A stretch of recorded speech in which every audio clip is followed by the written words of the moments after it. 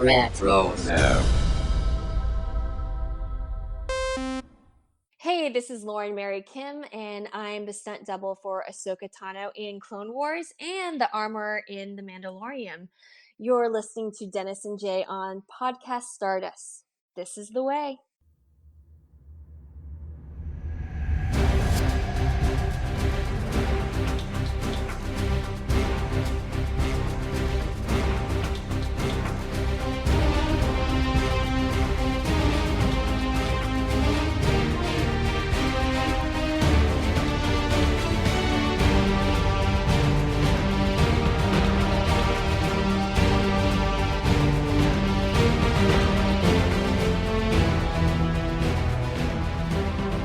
Welcome to Podcast Stardust. I'd howl that, but I can't do Wookiee. The fully armed and operational podcast dedicated to Star Wars news, reviews, and discussion. I'm Dennis Keithley. And I'm Jay Krebs. You can't do Wookiee either. Okay. That's pretty good. All right. Thanks. It's Monday, and that means it's time for the next episode in our The Clone Wars rewatch. Before we get into that, and you can find out while we're talking about Wookiees, Jay, why don't you remind everybody where we can be found on social media? Sure thing. So we are on Facebook and Instagram at Podcast Stardust, also translated as We've created a monster. Okay. There you go. All right. The digital line, the signal boosted to maximum output. The transceiver is set up. The shield is down. We are now broadcasting to the galaxy. And we're going to be discussing episode 22 of season 3 of the Clone Wars, which is called, wait for it, Wookiee Hunt. Okay. So this is a fun episode of the Clone Wars. And Jay, you want to go ahead and give us the summary of the episode, please? Yes, and no more Shriwok out of me here. So here we go. Still stranded on a Trandoshan moon and hunted for sport, Ahsoka and the Jedi younglings decide to capture a Trandoshan ship and escape. Their plan goes awry when their assault leads to the Trandoshan ship crashing, but not before they release a Wookiee prisoner, none other than Chewbacca. With Chewbacca's help, they build a transmitter, but unsure whether it will actually reach the Wookiees, they launch another assault, but this time on the Trandoshan hunting ship. Just when it appears their assault will fail, Wookiees arrive and help them defeat the Trandoshans. In the end, Ahsoka is reunited with Anakin, and she credits his teachings for her survival. So, yeah, this is the second of the two-part episodes that started with last week where Ahsoka got captured by the Trandoshans while she was on Felucia and then taken to this moon to be hunted with a bunch of other Jedi younglings. So, yeah, this is the conclusion of that and the season. What did you think about this episode overall, Jay? Yeah, it was a great, conclusion to the season. Kind of crazy, though. I mean, it was a great finale, don't get me wrong, but I almost feel like the Citadel would have been a better place to end the season. Maybe this one could have been an arc that was more in the center of the season, not to take away from it, because like you said, it's a really fun arc and it's a very, obviously Ahsoka centric arc kind of thing. And I what I really appreciated about it is just the focus that it placed upon Ahsoka's intelligence and also her prowess in just hand-to-hand combat and being able to problem solve and to hold her own in that without a lightsaber. And, obviously the way that she did a lot of that kind of stuff with the problem solving was, as she said, credited that to Anakin, which is really cool. So I love the action. I loved, everything about it from that angle. But what do you think? No, I like it as well. It's funny because when we were mapping out what we were doing over the course of this month, we originally weren't going to do this last episode in this one because we thought we'd already covered it on the podcast as part of our Ahsoka series. And it turns out we never did. We discussed it on Starship Sabers and Scoundrels way back in the day, like 8 years ago. Yeah.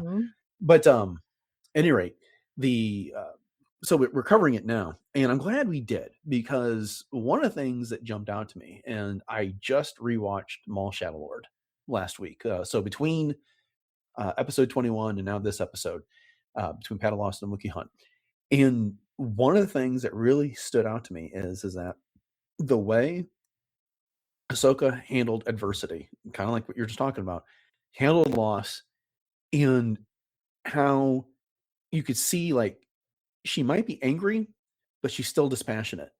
unlike Devon, now look, it's slightly different. It's a majorly different situation. Devon lost her master, and she's been manipulated by Maul the entire time, but she gave in to the anger. She gave in to her emotions, stuff like this. In this case, Ahsoka was defending herself, but at the end of the episode, when Gar is, what is his name, Garnak, the Trandoshan leader, is basically defeated. She's like, don't. She's telling him don't. She's giving him a chance. She doesn't kill him out of a sense of revenge. She doesn't kill him out of anger. It's a purely self-defense move, and that's the way she guides these younglings through this entire thing. And it's not about righting wrongs and things like that.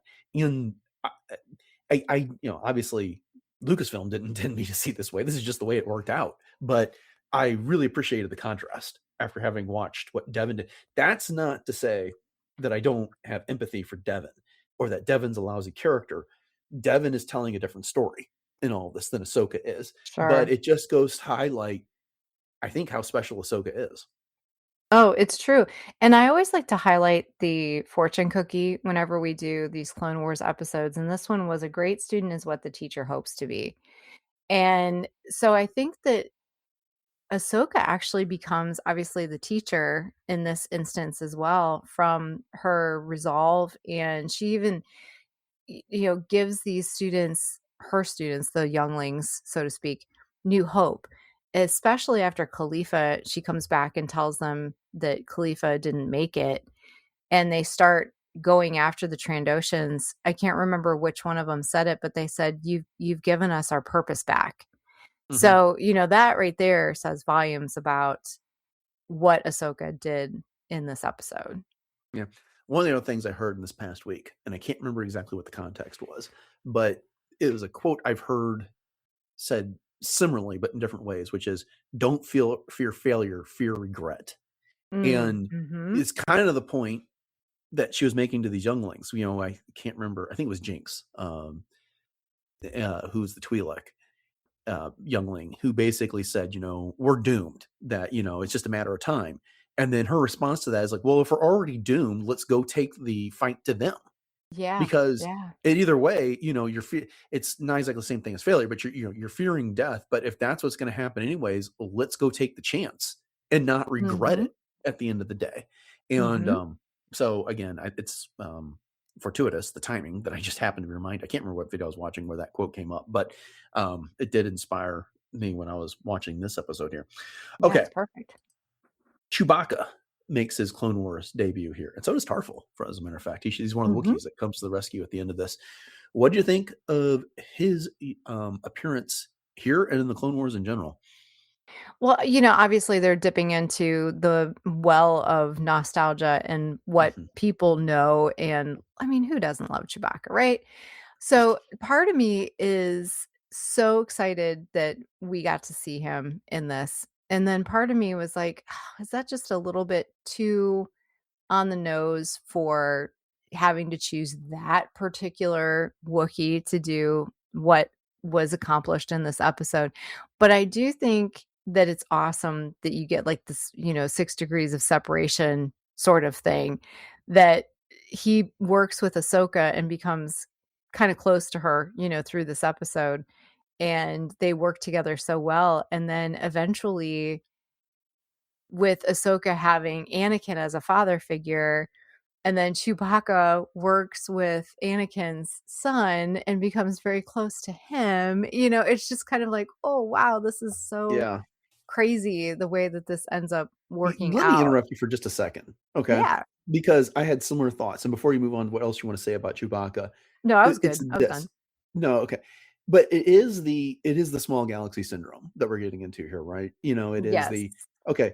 Ahsoka goes on to hang out with Luke in the Book of Boba Fett series, right? True. Yep. And so Chewbacca knows Ahsoka. Chewbacca knows Yoda. But then Chewbacca becomes Han Solo's co-pilot.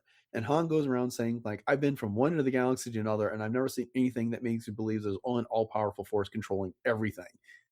And Chewbacca stays quiet this entire time. He's seen Jedi in action. He's seen Jedi using the Force.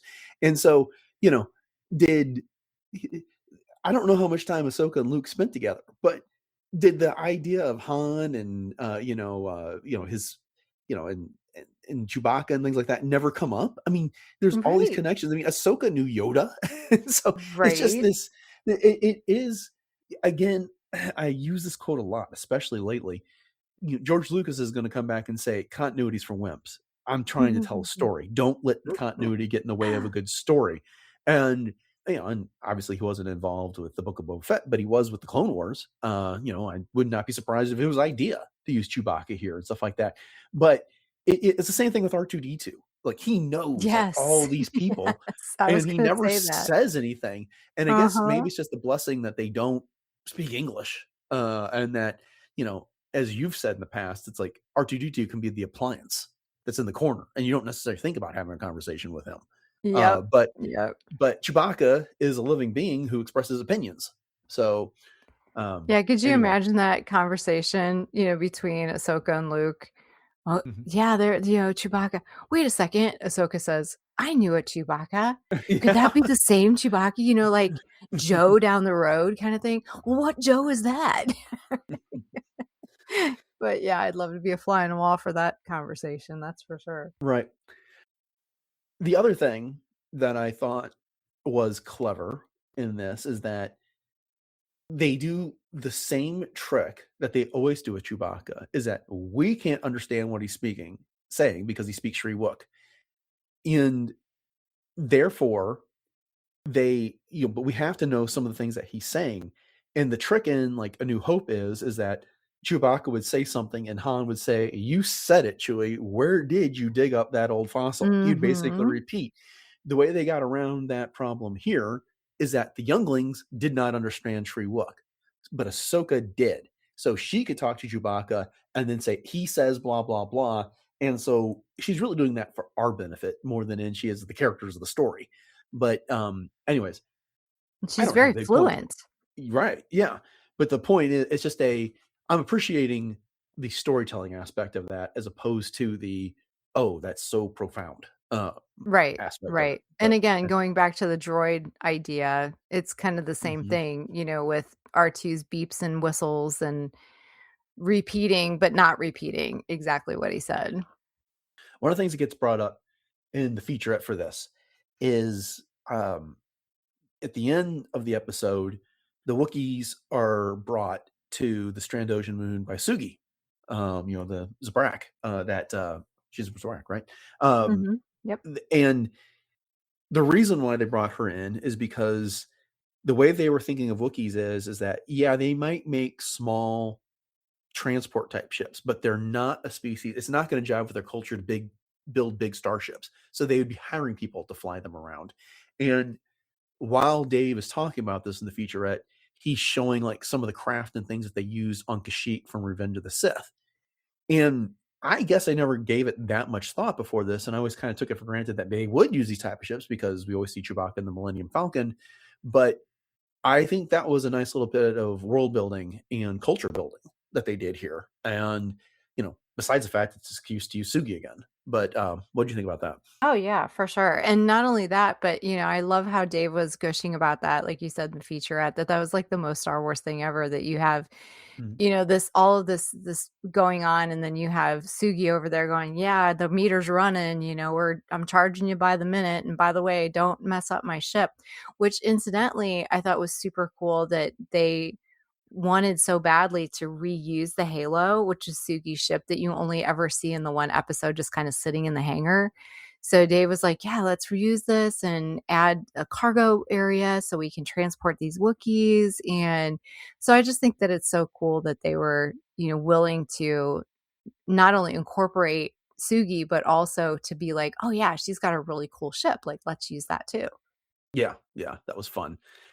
And then okay, so moving on a little bit more through the story, Chewbacca wants to build this transmitter because we know as Star Wars geeks that Kashyyyk and Dosha are in the same star system. They're not that far away, and that Trandoshans regularly raid Kashyyyk and find and hunt Wookiees there, and then bring them back to hunt on Mm-hmm. their own moons and stuff like that. Ahsoka and the younglings don't really know this, but Chewbacca is confident that he can build a transmitter and he can get a message to them. The younglings are not so confident about this, so they want to take the fight to the Trandoshans. The idea is that they'll, capture one, get them to bring a pod down, and they'll go assault the master hunting ship. I don't know exactly what that's called, but that's the idea. And this plan largely works. At least the first part of it is they as they're trying to get the transmitter, there is a Trandoshan sniper that is getting ready to smug. I don't know if you caught that part from the trivia portion of it, but like all the Trandoshans were named after, like, for the most part, like lizard type characters from other science fiction and fantasy. Oh, no, I didn't see Yeah, that. That's so cool. Smug was based off of Smog from Lord of the Rings, Ah, The Hobbit. okay. Yeah, but any rate, they capture Smug, and then Ahsoka tries to use a Jedi mind trick on him, and he basically says it's not going to work. And then Chewbacca smacks him upside the head, and they use the Knocks mind them a trick little again. silly. Yeah, and it works that way. Now, look, Chewbacca is not a Jedi, and he's just more concerned with making the plan work. But and I guess circumstances dictate necessity in this situation, and so Ahsoka wasn't going to stop to reprimand Chewbacca for beating a prisoner there. But, thinking back to season 1 of the Clone Wars, when Ahsoka threatened a prisoner and Luminara was like, Padawan, what are you doing? Yeah. I I don't want to make too big a deal of this because, again, this is a slightly different situation. They're not trying to get information out of him. They're trying to survive in this situation. And it's not like she threatened his life. It was, Chewbacca cuffing him upside the head. But that moment did stick out to me.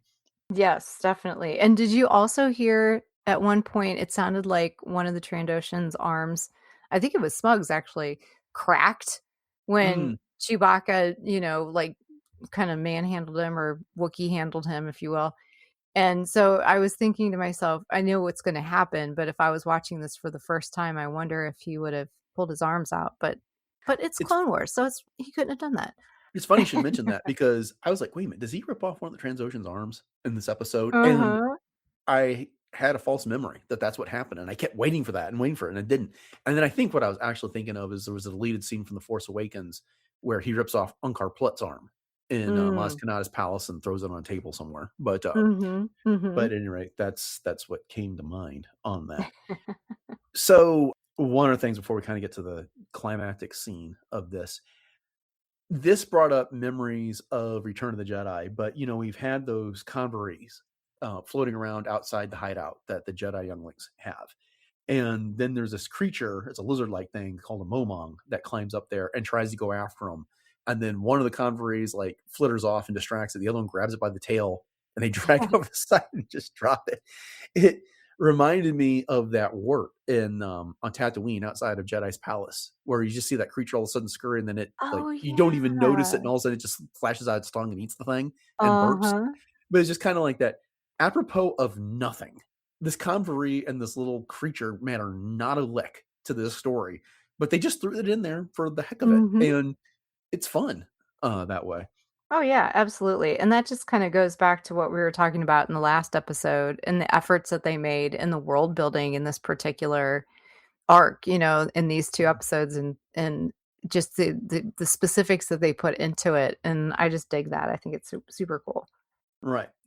So they make their assault on the Trandoshan hunting lodge ship. I'm going to keep calling it something different until I land on something I like. But so Ahsoka goes leaping at the cockpit, and Chewbacca and the younglings are fighting Trandoshans, and they just keep coming out. And then it goes well at first, and then they get overwhelmed. And just when it looks like all is lost, and you got Garnak standing up there on the little balcony overlooking that deck and says, your hide is going on my wall. And it was a good effort, but the Sugi and the other Wookiees show up and take the fight to them. And so things go pretty well after that for the Wookiees and the Jedi. Mhm. But the final confrontation between Garnak and Ahsoka, and we talked about this last week when we were talking about the Clone Wars, that Garnak is so illogical about this whole thing that she has to pay for murdering his son, and her response to that is like, you're responsible for his death. He's responsible for Yeah. his death, not me on this. And she's right on all this. It's, she's in a situation where it's kill or be killed and all of that. Have you thought of anything other than just a parent's grief, or maybe this Trandoshan culture that they're hunters, that they expect to win, anything opposite is required? I don't know. I'm just, this just kind of sticks out to me as, if there's a weak point in these episodes, this is the one that keeps bugging me. Yeah, and I do chalk it up to number one, their culture, but also just number two, that he was using that as an excuse. As you said, Ahsoka pointed out, you did this yourself, almost like Obi-Wan saying to Anakin, you did that yourself. You turned her against me. You did that yourself. Right. So yeah, so it's I think that's where I land on that. Yeah. And then of course, when she's got him defeated, he goes for the blaster, and then she force pushes him out over the balcony, and he dies on the deck below, which is appropriate in this situation. Mm-hmm. Okay, so the episode ends with Sugi delivering them to Coruscant, which is slightly strange because she brings all the Wookiees with her when you would thought she was dropped them off at Kashyyyk. But right. Okay, it is cool to see them all in one place, and we'll just get past that. Anakin goes to apologize for Ahsoka, that he's so sorry. This is his fault. He should have been looking after her better. This never should have happened. He won't ever let it happen again. And she basically cuts him off and says, your training is what let me survive. When I was at things were at their worst, I had the skills that you gave me that allowed me to pull through this and not only protect myself and protect others. So thank you, Master. And I don't know, did it surprise you at all that that was enough for him? Because, he's so super protective of Padme, and he's always been so super protective for Ahsoka, that sometimes their words just usually aren't enough for this. But then, she does that, she clasps her hand, she does that bow, and then he does the same thing in response, and he just ends it with, "You're welcome, Padawan." She says, "Thank you, Master," and he says, "You're welcome, Padawan." I loved the ending.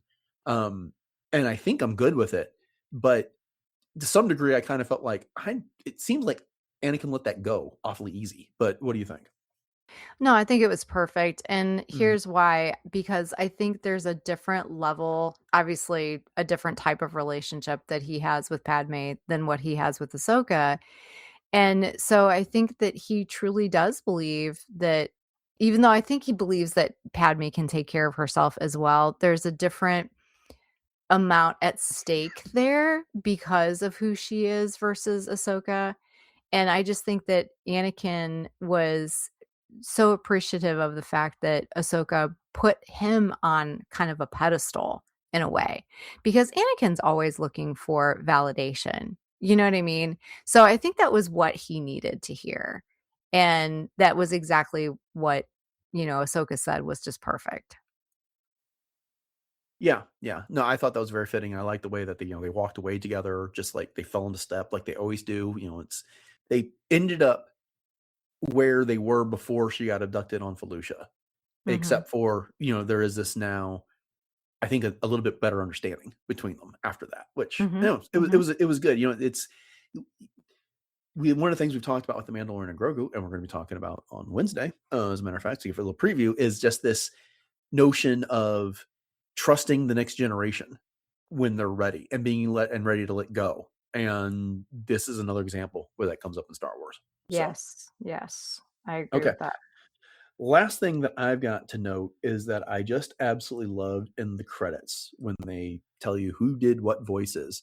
At the bottom of that, they thank Peter Mayhew for being the spirit and soul of Chewbacca, and not in so many words, but I'm paraphrasing.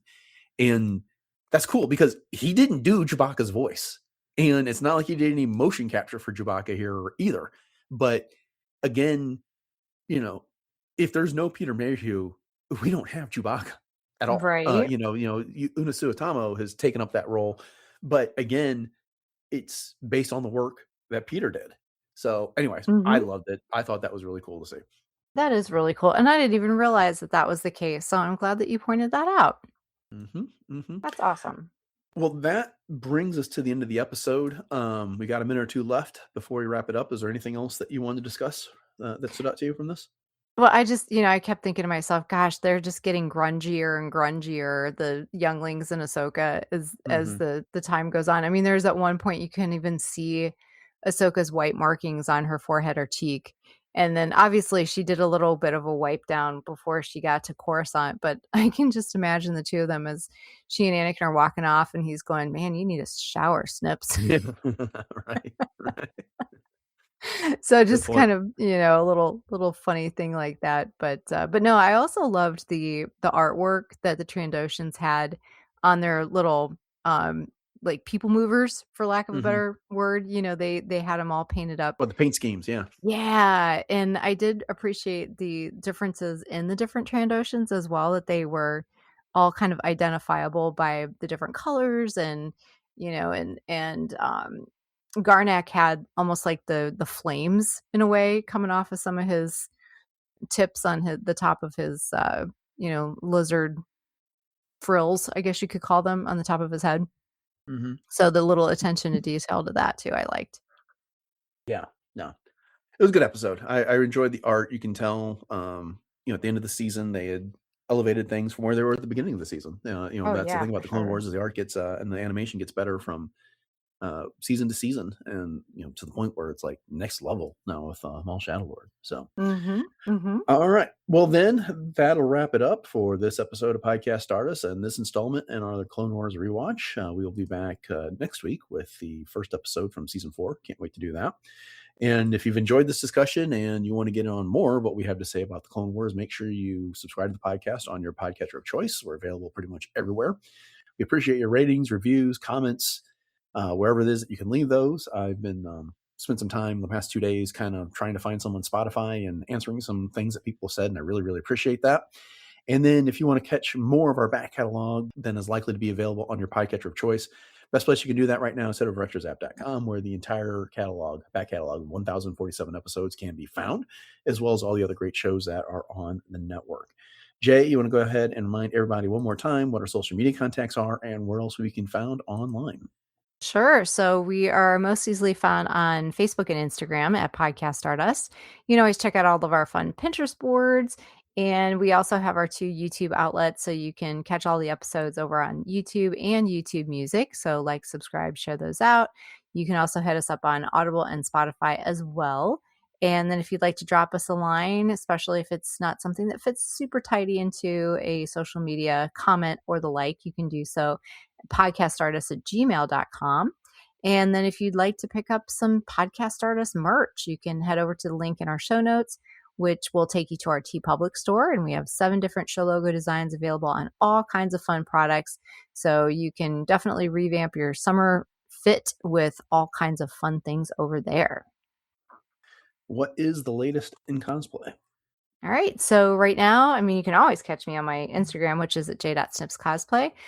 Don't have anything coming up here soon, but you can always check out some of my former posts. I had a really big May, so if you haven't caught up with me yet over there, you can do that as well. And then I was also just recently on reading Between the Reels with Craig Dickinson. I was doing some question and answering for his students to wrap up their year as they got to watch the original Star Wars trilogy, and that was a lot of fun. So you'll have to check out that episode, Reading Between the Reels. All right, upcoming on the show on Wednesday, we are revisiting The Mandalorian and Grogu 1 month later with a special guest. So check that out. We got a lot of fun conversation to have about that movie and what we think about it after having had a little time to let it set with us. And then Friday, the plan is to wrap up the week with a look at some current Star Wars news. So thanks for listening to episode 1048 of Podcast Stardust. Have a great week, and until next time, may the Force be with you.